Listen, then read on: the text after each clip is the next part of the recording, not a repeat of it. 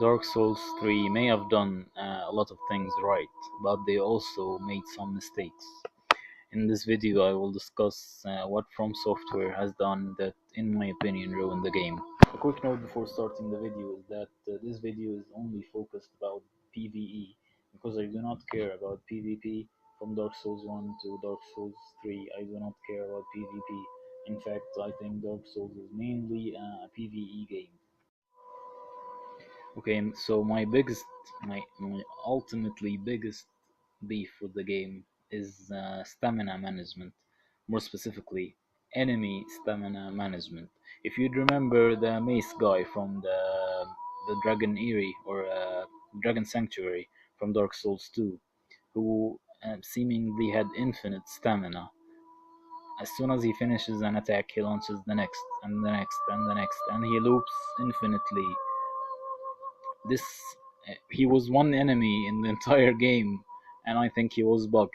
But in Dark Souls 3, every single enemy is like that, a very few exception, but most enemies are like that, and bosses too.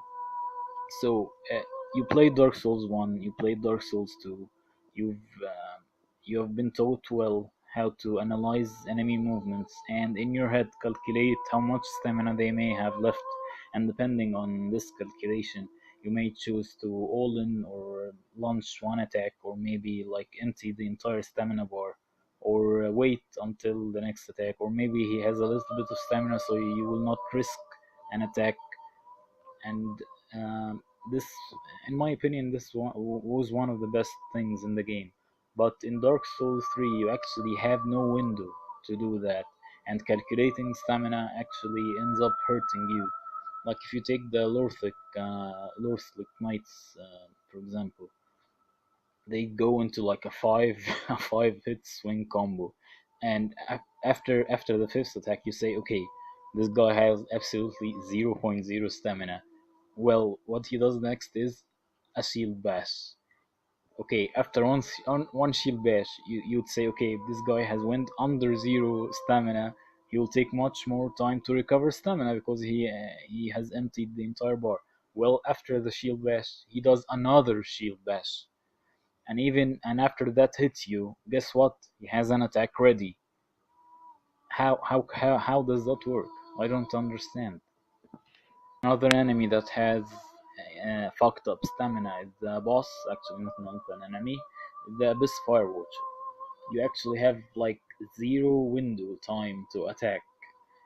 One attack is like the overhead spinning attack is the one that has a window after it. Other than that, he just attack on an attack after an attack after an attack after an attack. No stamina recovery whatsoever. Champion Gundyr has this to some extent, but okay, he's Champion Gundyr. He has like crazy attacks. I would accept it for Champion Gundyr only, but for the enemies and the Abyss Watchers and also Champion Gundyr is very hard. Like for someone who's good at the game, the hardest attack for Champion Gundyr is the kick.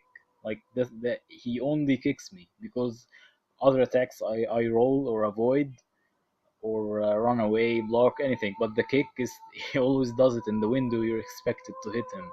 So that's why good players will only complain of the kick. So this, in my opinion, like unlearns what you have learned throughout the Souls series and ruined one of my best things with the game was careful enemy movement analysis and anticipation and calculation, and you retaliate according to what he does. This is absolutely gone in this game. So adding insult to injury from the first point, the second thing they they did was remove poise. I have no clue why they made this choice. But now with no poise and infinite stamina, analyzing enemy movement has absolutely no value. Also, there was a lot of builds centered around Poise, like the Stone Ring from Dark Souls 2. You could like take a very light weapon, which would have very low poise damage, and you would wear the Stone Ring, which was a heavy ring, so you would sacrifice carry load, equipment load, just to have a high poise damage so you would interrupt enemies' attack. The same thing with heavier weapon, that you would choose a heavy weapon and sacrifice equip load for the benefit of interrupting enemies' attacks. Now on the counter side is your defense. You might wear like Havel's armor or Havel's set or whatever equipment to increase your poise resistance so that the enemies do not interrupt your attack. This is absolutely gone in Dark Souls 3. Everyone has equal poise, every weapon has equal poise. Armor does nothing. The only difference is the hyper armor, which is mainly found with heavier weapons. So, after analyzing the enemy's movement and you decide to attack, okay, so before you attack, if he attacks, he interrupts you and basically you're fucked.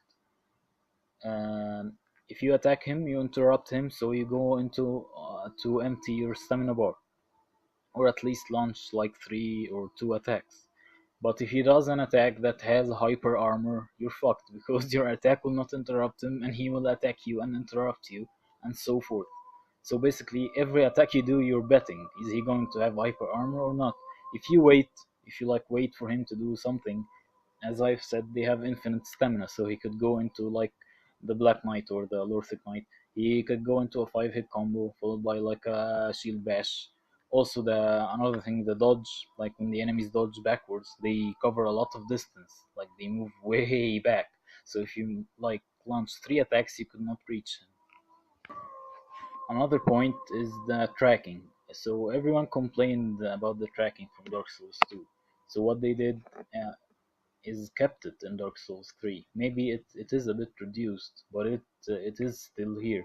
The problem is the charge attacks, the ones like you can release the button to attack quicker, or keep holding the button to attack much later and have much more damage. Now that too tracks. So some enemies have like a running and a charge attack. So the running tracks you, and then the charge attack also tracks you. So you get double tracking. The next major fuck up is equip load. In Dark Souls 1 and 2, you had breakpoints for equip load that would determine your speed, your rolling and invincibility frames, and overall stamina regen. So 10%, 20%, 30%, and of course under 70%. Now in Dark Souls 3, they completely removed this.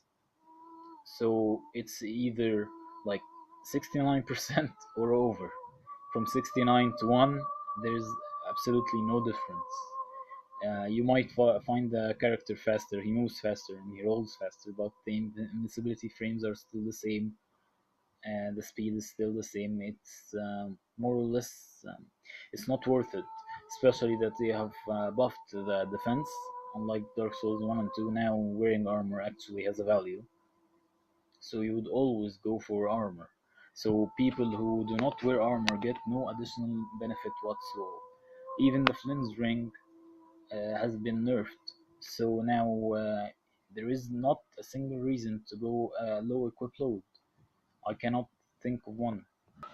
The next stupid design choice is, if you remember Frieza from Dragon Ball Z, like his famous quote, "This isn't even my final form." Well, every single boss in this game has this, can say this quote: "This isn't even my final form. This isn't even my final form."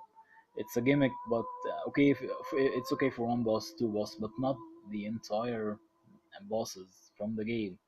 Also, the other gimmick, that like it's either that or the other gimmick, which is multiple bosses, which has been done in one, and it was like overused in two, and now it's back in three. Maybe it's not much, but it's actually the bosses have two gimmicks, either the second form or multiple bosses. The next major fuck up is the invincibility frames on the roll. First, they remove the ADP, so you get one roll from the start of the game to the end. You don't develop or improve it at all. The problem is it has too much invincibility frames. Because of this, many bosses I have from my first attempt, blind playthrough, I killed them. At max, it was like the second attempt, with the exception of Abyss Watchers. They took a while, um, and the final boss.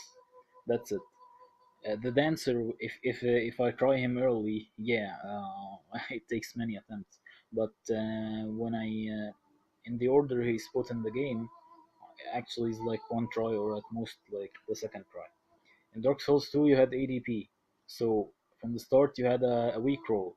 You need an exact timing and an exact window to dodge an attack. At 20 ADP, it's much easier. It's actually like it's a little easier, not much easier. And at 40 ADP, it's supposedly much easier, but it's supposedly easier, but I cannot tell the difference. But at least the fact is there that you increase ADP to increase your invincibility frames.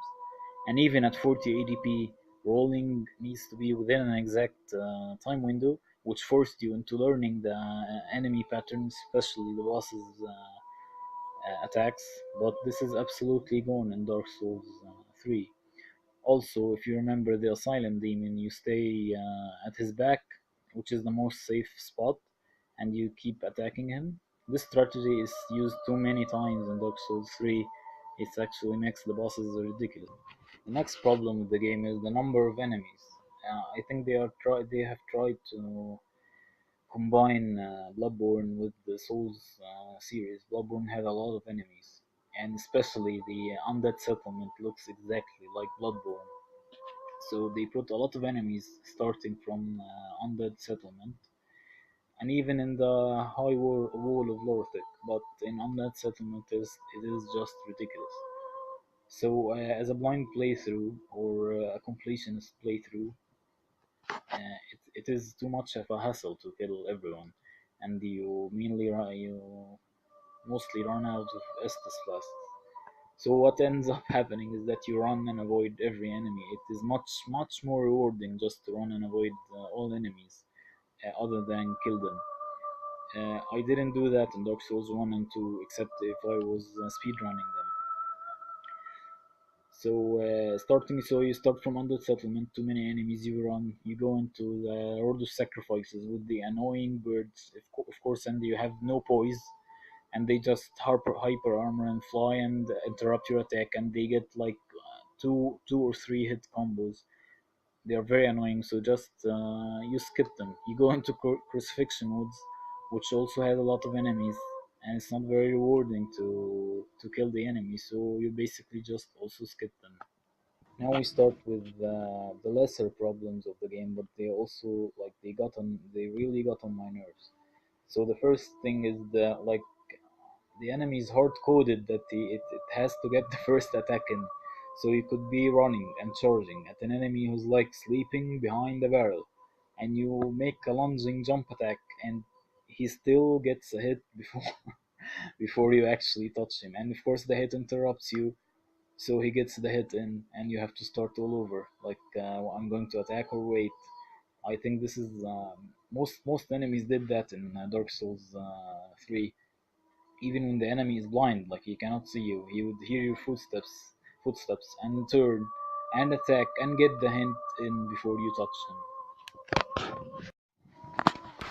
Another major problem I had with the game is if you remember the spider drone from Dark Souls 2. It's an enemy that like always sneaks a hit in, even before completing the frames or the animation, especially before dying. Like he would be like not moving or starting an attack, and you kill him, and you get hit before the animation even goes halfway, or the frames half the frames of the attack have been on screen. A lot of enemies have this in Dark Souls 3. Like if he's starting an attack and you're jumping, it would interrupt and the attack hits and attack connects. This happens too many times that I could count in Dark Souls 3, even with the patch. In fact, I think a lot of attacks do not finish the animation and they happen. Expanding from this point, of course, is the dogs, which is the most annoying enemy in the game. The dog always gets two hits in, and no buts about it, and he always mainly always interrupts you, so you have to wait for his attack to attack. Otherwise, like 100% of the time you get interrupted. Also, from the animation canceling of the attacks and the dog teleports, I think it's the same problem, something with the coding that makes the dog teleport. Another gripe I had with the game is like the weapons. They have no weight to them. Like the enemies and the bosses, they swing the weapon like it's a piece of feather. It doesn't make any sense. Like in Dark Souls 1 and 2, an attack feels like an attack. Wielding a heavy weapon, I'm not talking about the player now. I'm just talking about the enemies and the bosses. Like swinging a heavy weapon looks like and feels and sounds like swinging a heavy weapon, and has the frames and the delay that feels like swinging a heavy weapon, and consequently the damage it has. But in Souls 3 especially the curved swords, they feel like the enemy is swinging a feather, like it's tick tick tick, like a couple of frames moves like very few distance and very quickly, and it does loads of damage. You can find this with a dancer and the enemies in Erythiel, and basically any enemy that is wielding a curved sword. In fact, the final boss, when he wields the curved sword, I just run away because it feels like a whip attack from Dark Souls 2, but it's supposed to be a sword and has the damage of the sword. It does not make any sense. Okay, finishing up here. Another problem I have is the weapons. Now I'm talking with the player. I feel like all they try to balance the weapons and nerf the OP weapons, but what we got in the end is like I feel like all the weapons are the same. All upgraded weapons do almost nearly the same damage. This is similar to what was in Dark Souls 1, but in Dark Souls 1 there were a couple of OP weapons, but to get them either the way was too long, or you had to farm a hard boss or a hard enemy, or they had really high equip load. So they had a lot of damage, but there was a downside. In Dark Souls 2, of course, the rapier was broken, but a lot of weapons stood out from the others, especially the heavier weapons. But in Dark Souls 3, I feel like all the weapons are the same, heavy or not. Like 90% of the weapons are the same at maximum upgrade. They do almost similar attack ratings. If it has a higher attack rating, the other weapon would like have faster speed, so you could do two hits of a broadsword as opposed to like one hit of a great axe, and it would equalize to the same damage. I felt like the weapons had no character at all. Yet another problem I had in Dark Souls 3, I feel it's like the most linear of the three games. In fact, it is too linear. The only choice in paths you have is to kill the dancer early or not. In Dark Souls 1, this was not present at all. In fact, in Dark Souls 1, facing like the Black Knight or seeing the Black Knight for the first time was one of the most epic moments, and this was a genuinely Souls moment. Like this is there is this enemy, Black Knight or the Heaven Knight. The Heaven Knight is even it was more memorable seeing Havel. He's like right there from the start of the game, but good luck killing him, or if you see him, you just run away. This is absolutely absent in Dark Souls 3. It's not present at all. In Dark Souls 1 and 2, you could access high level areas early. This is not present at all in Dark Souls 3. The only choice you have in Dark Souls 3 is either you kill the dancer early or not, and she is super hard, and it would take too much time to kill her. But okay, that is good that you have a choice to do that, but it's only this at this one point. It's not present at any other point in the game. Unlike 1 and 2, and the choices and the pathing was something very unique and definitive of the Souls series. So one more problem or fuck up that they made was they made too many areas. Like the game should be huge, but what happens is like too many areas, but each area is just too small and so little to do in it. And also the bonfires. The bonfire frequency is too high. There are a lot of bonfires. Another flaw of Dark Souls 3 is I think there aren't too many well hidden equipment or areas like there were in 1 and 2. It mainly only the Ring of Favor and Protection. It's the only one I could think of. And every other thing I found on my own in my first playthrough. Maybe because I have played 1 and 2 religiously for for many years, or I could never tell, but I felt like this game at hiding items in areas was too easy for me. Another thing was the move set. Um, it feels like all the short swords have the same move set, all the great swords have the same move set, and so on. Which, expanding from the point that I made about the attack rating, again, all the weapons just feel the same. The moveset was an attempt to balance the weapons, but in the end, we got like too many bland weapons with no soul or character in them. So, in addition to the moveset, there were different styles in Dark Souls 1 and 2, like a weapon and shield, or a two handed, or dual wielding in Dark Souls 2. So what they did, first of all, the shield I think is useless in Dark Souls 3 because of the hyper stamina and infinite stamina and long chain combos of the enemies. They will just guard break you all the time, every time. I have no, I don't see the point of the shield. The other thing that they did was that two-handing a weapon no longer grants that extra damage boost that makes it worth it. So you can be like using a weapon and no shield, and you will just one-handed because two-handing it has there is no point in two-handing it. In fact, the one-handed attack is faster, and the attack rating is like 20 or 30 difference.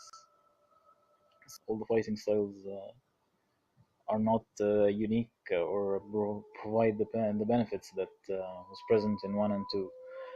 The other thing is that they removed the dual wielding and added like a set of 4 or 5 weapons that are dual wieldable instead of what they did in 2, which you could dual wield any weapon you like, and it provided many different combinations and outcomes in character builds. This is completely gone in Dark Souls 3.